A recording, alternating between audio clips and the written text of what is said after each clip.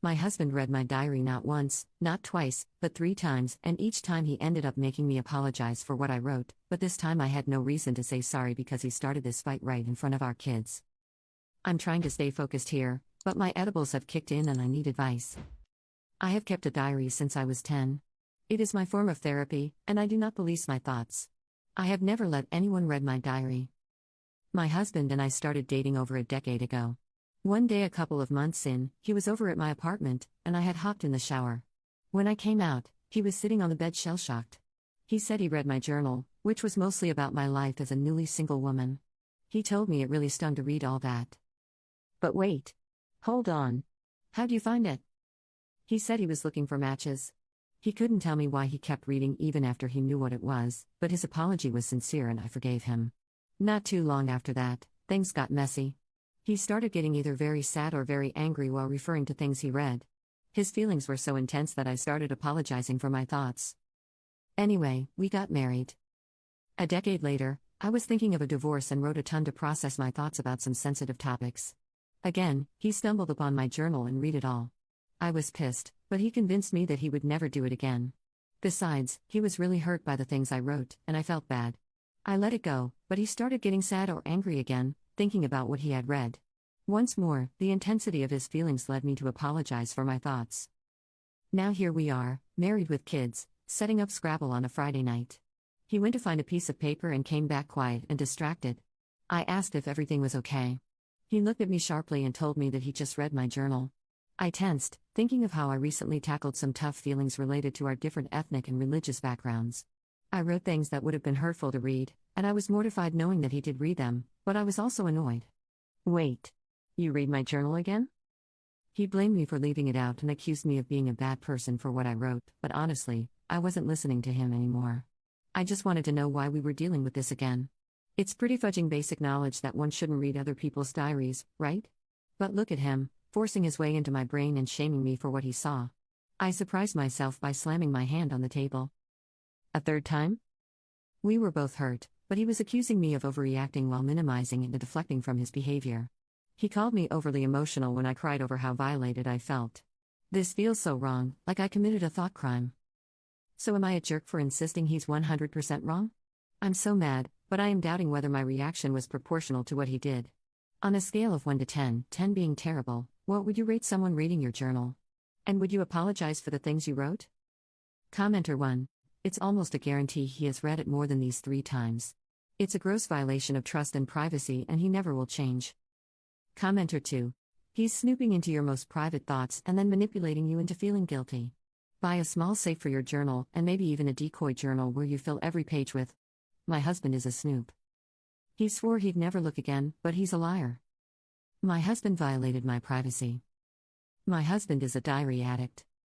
Edit. Thank you all for your comments. I am overwhelmed. For those suggesting therapy, I have been in it for a long time, and I credit it for listening to the little voice in my head instead of ignoring it. Therapy gave me the insight to see what he was doing in real time.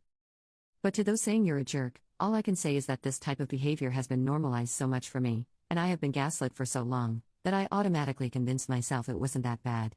I feel like I'm emerging from the upside down, and I have to relearn basic social norms. You have no idea how sad all of this makes me. Update 1.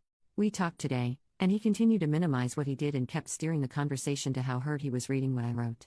I kept asking him if I shared those things willingly with him.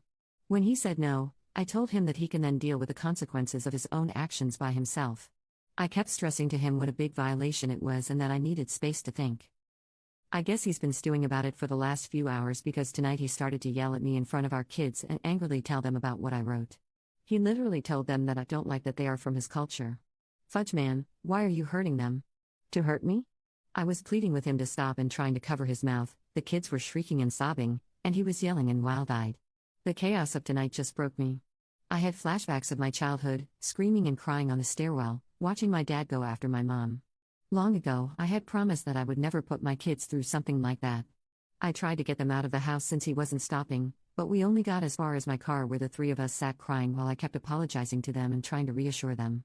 God, how did I get to this point? Update 2.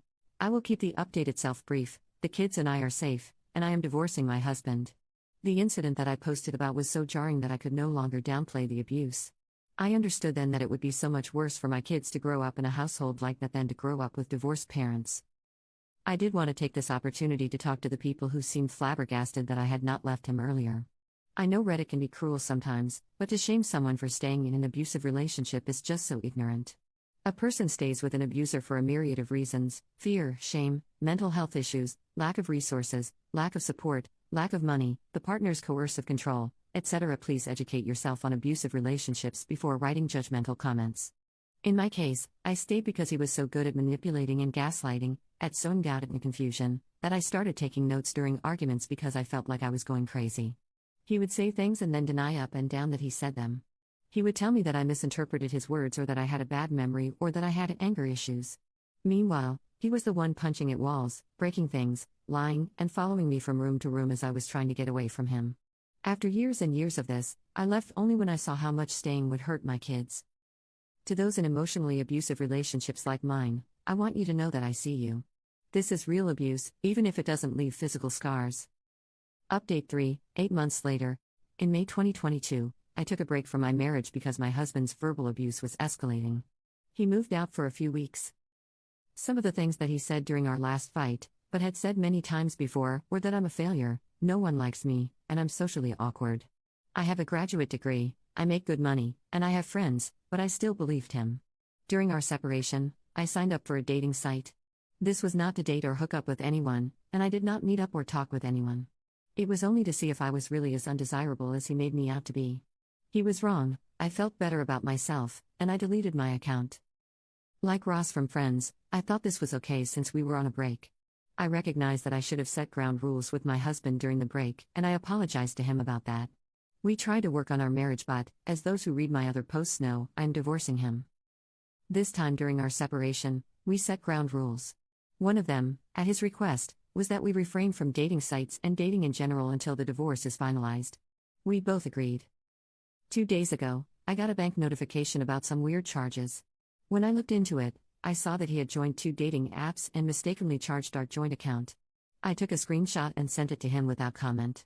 He responded that it was okay for him to do that because I did it in the past. When I mentioned that we discussed and agreed to not do that, he said, "I'm just doing what you did." I said he was the one who specifically asked that we not join sites until the divorce was finalized, but again, he said that I did it last time, so it's okay that he did it. He's now acting overly friendly so that I will let this issue go, but I feel deceived and can't go back to trying to be amicable with him. I decided to limit our conversations to our mediation sessions, but he continues to insist he did nothing wrong and is accusing me of withdrawing like I always do and of making the divorce contentious. Am I a jerk for being bothered by what he did? I don't trust him, which makes me want to pull away, but maybe he's right that I don't know how to respond in a healthy way. He always accuses me of overreacting to things or of having unhealthy emotional responses, so if someone could please tell me what the healthy way to respond to this would be, I'm all ears. Update 4. Several months ago, I turned to Reddit because I knew something was wrong in my marriage, but I needed an outside perspective to tell me how wrong. I was the proverbial frog in boiling water. Since then, I've asked myself repeatedly why I didn't leave earlier.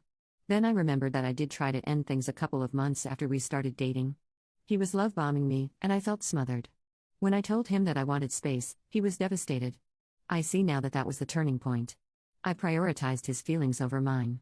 I gave him the benefit of every doubt. I convinced myself that the red flags I was seeing were aberrations. It hurts thinking about how much precious time I wasted on him. Here's my update. Then, I moved into my new place 2 days ago, our home closed escrow, and the details of our divorce are finalized.